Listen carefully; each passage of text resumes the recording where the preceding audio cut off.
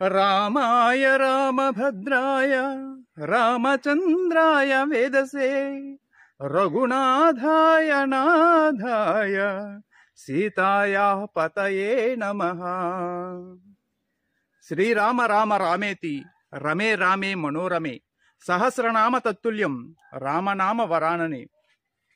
శ్రీరామ రక్ష సర్వ జగద్రక్ష రామో విగ్రహవాన్ ధర్మః. ఇలా ఇంకా గొప్పగా అచ్చమైన స్వచ్ఛమైన తెలుగులో మన రాముడి గురించి, మన దేశ ఔన్నత్యాన్ని గురించి, మన తెలుగు జాతి గొప్పదనం గురించి, అటు రాముడిని ఇటు తెలుగు జాతి గొప్పదనాన్ని తెలియజేస్తూ మాట్లాడవచ్చు.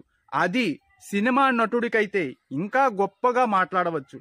మరి పవన్ కళ్యాణ్ గారు ఎలా మాట్లాడారు అనేది చూపించబోయే ముందు మీకు నేను ఇంకొక యథార్థ సంఘటనని తెలియజేయకపోతున్నాను. అదేంటంటే, ఆనాడు జరిగిన దాన్ని మనం కథలుగా చెప్పుకుంటున్నాం. ఈ రోజు జరుగుతున్న వాటిని కథలుగా మర్చిపోతున్నాం. ఆనాటి త్రేతాయుగానికి ఈనాటి కలియుగానికి ఒక లింక్ ఉంది. అది ఏంటన్నది మీకు చాలా స్పష్టంగా క్లియర్గా చెప్తాను. మీరు గనక అది నిజమే అనిపిస్తే కింద కామెంట్ రూపంలో తెలియజేయండి. ఆ కథ ఏంటంటే, వాలిని రాముడు సంహరించాడు. అది మనందరికీ తెలిసిన విషయమే. రాముడు చెట్టు చాటు నుంచి చంపాడు అన్న విషయం అది కూడా మనకు తెలిసిన విషయమే. అయితే ఇక్కడ చనిపోయే ముందు వాలి రాముడితో ఏం మాట్లాడాడు అన్నది కొంతమందికే తెలుసు. కానీ ఇంకొంతమందికి తెలియని వారికి కూడా ఒక్కసారి గుర్తు చేస్తా. రామా, నన్ను చంపడం, అది కూడా ధర్మానికి ప్రతిరూపమైన నువ్వు ఒక చెట్టు చాటు నుంచి చంపడం న్యాయమేనా అని అడుగుతాడు. అక్కడ రాముడు ఇచ్చే సమాధానం ఏంటంటే, జంతువుని రాజు అనేవాడు ఎలాగైనా వధించవచ్చు, చెట్టు చాటు నుంచి వధించడంలో తప్పు లేదు అంటాడు. అక్కడ జంతువు అంటే ఇక్కడ వానర జాతికి సంబంధించిన వాళ్ళు కాబట్టి జంతువుగా అదొక లెక్క. ఇంకోటి ఏంటంటే, వేరే వారి భార్యల్ని చెరదీశాడు కాబట్టి అదొక మృగత్వం కాబట్టి ఆ విధంగా కూడా మృగ లక్షణాలు ఉన్నాయి కాబట్టి ఆ రెండు విధాల కారణాలు చెప్పాడు. అయితే ఇక్కడ వాలి చేసిన పెద్ద పొరపాటు ఏంటంటే, ఆ పొరపాటు ఏంటనేది మళ్ళీ మీకు చెప్పబోయే ముందు, అదే రాముడు అదే వాలి మళ్ళీ కలియుగంలో మళ్ళీ పుట్టారు. ఇప్పుడు మన కళ్ళ ముందే ఉన్నారు. ఆయన ఏకపత్ని వృతుడిగానే ఉన్నాడు. ఆ రాముడు ఇప్పుడున్న రాముడు, అప్పుడు పరిపాలించిన రాముడు ఇప్పుడు కూడా పరిపాలిస్తున్నాడు. అదే ఈ వాలి మాత్రం అప్పుడు ఏదైతే వాలి ఉన్నాడో ఆ వాలి ఇప్పుడు చెట్టు చాటు నుంచి మళ్ళీ బాణం ఎక్కుబెట్టడానికి రెడీగా ఉన్నాడు. ఎవరి మీద? రాముడి మీద. అయితే ఇప్పుడు రాముడికి ఇందాక చెప్పానే అప్పుడు ప్రశ్న అడగలేదు అని. ఆ ప్రశ్న ఏంటంటే, రామా, నువ్వెవడివి? నన్ను నా పర్సనల్ విషయాలు ప్రశ్నించడానికి నువ్వెవడివి? అది నా భార్యల విషయం, నా ఇష్టం. అది కావాలంటే నువ్వు కూడా వేరే వారి భార్యలను తెచ్చుకో, నువ్వు కూడా వేరే వేరే చెంతాలు పనులు చేసుకో. అంతేగాని నేను సక్రమంగా పరిపాలించకపోతే అడగాలి, పరిపాలనలో తప్పు చేస్తే అడగాలి తప్ప నా వ్యక్తిగత విషయాల్ని నువ్వెవడివి అడగడానికి అని చెప్పేసి ఆనాటి ఆ వాలి ఆ రాముడిని అడగకపోతే అదే రాముడు అదే వాలి ఈనాడు పుట్టి ఈ వాలి అడుగుతున్నాడు ఏమని? నా పెళ్ళాల విషయం అడగడానికి నువ్వెవడివి అని చెప్పి అడగడమే కాకుండా చంద్రబాబు అనే ఒక చెట్టు చాటు నుంచి ఈ రాముడిని అంటే నేటి వైఎస్ జగన్మోహన్ రెడ్డి గారిని చంపడానికి రెడీ అవుతున్నాడు ఈ వాలి అనే పవన్ కళ్యాణ్. ఇప్పుడు మాటలు ఆయన ఏం మాట్లాడాడో ఒక్కసారి వినండి, చూపిస్తాను. చూసిన తర్వాత మాట్లాడుదురు గాని. Unknowingly, and it's quite emotional. Maybe the collective pain of the nation for the last few generations and a few centuries, I think, finally it fulfilled. And this has strengthened Bharat as a nation, and also it has unified them more.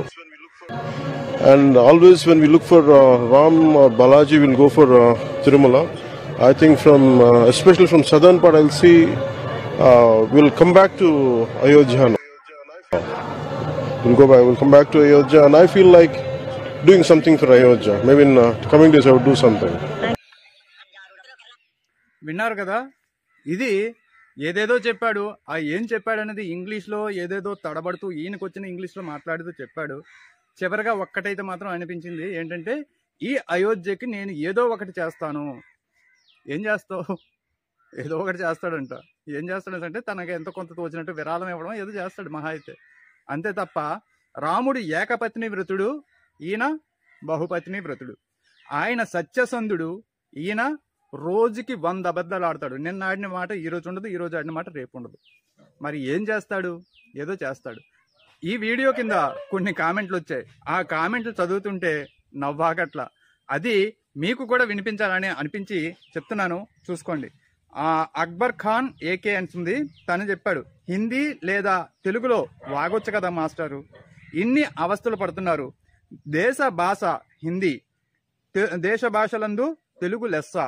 ఇన్ని ఉత్తమ భాషలు పెట్టుకుని రాని విదేశీ భాష ఎందుకు? ఇలా పెట్టినందుకు తన కామెంట్కి లైకులు 173 వచ్చాయి.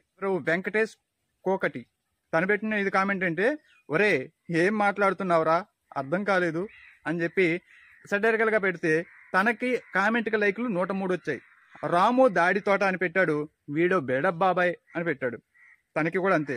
తర్వాత శోభన్ బాబు బోయిన, విజయభవ జనసేన పార్టీ విజయకేతనం ఎగురవేస్తుంది, ప్రభంజనం సృష్టిస్తుంది, 2024 సీఎం పవన్ కళ్యాణ్ గారు పక్కా, ఆ దేవుని దీవెనలు ప్రజల ఆశీస్సులు పవన్ కళ్యాణ్ గారికే అని అన్నాడు. పాపం అలా అంటే దానికి కూడా లాఫింగ్ రియాక్షన్స్ 74 వచ్చేసాయి ఏకంగాను.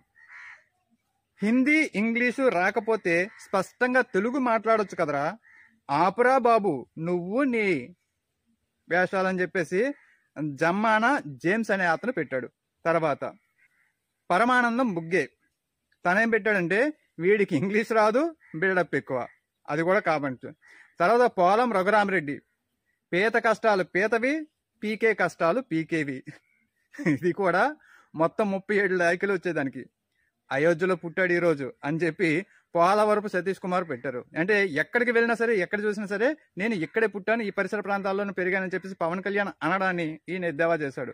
తర్వాత శివప్రసాద్ రెడ్డి ఎడమకంటి, ఈయన ఏం చేస్తున్నాడంటే, క్రాప్ చేయించుకో అన్న, లేకపోతే గుండైనా ఓకే అని చెప్పేసి పెడితే తనకి 85 లైకులు వచ్చాయి, కామెంట్లు వచ్చాయి, లైకులు వచ్చాయి. మా దేవుడు ఏదో చెప్తున్నాడు, కొంచెం తెలిస్తే చెప్పండి అని షేక్ వజీద్ అంటున్నాడు. ఈ కామెంట్కు కూడా 111 లైకులు వచ్చాయి. తర్వాత నీవు అయోధ్యకు ఎన్ని కోట్లు ఇచ్చావు వెధవా, నీ బట్లర్ ఇంగ్లీషు డప్పు గబ్బు అని చెప్పి వేరే అతను పెట్టాడు, శ్రీనివాస్ మిడ్ థియేటర్ అని చెప్పేసి ఆయన పెట్టాడు. తమ్మిశెట్టి హరిహరన్ అనే వ్యక్తి, అయోధ్యకు రాముడు లాంటి వ్యక్తులు మాత్రమే వెళ్ళాలి, 3-4 పిల్లలు ఉండే వాళ్ళు రాకుండా చేయాలి అని పెట్టాడు. తనకి కూడా 91 లైకులు వచ్చాయి తన కామెంట్కి.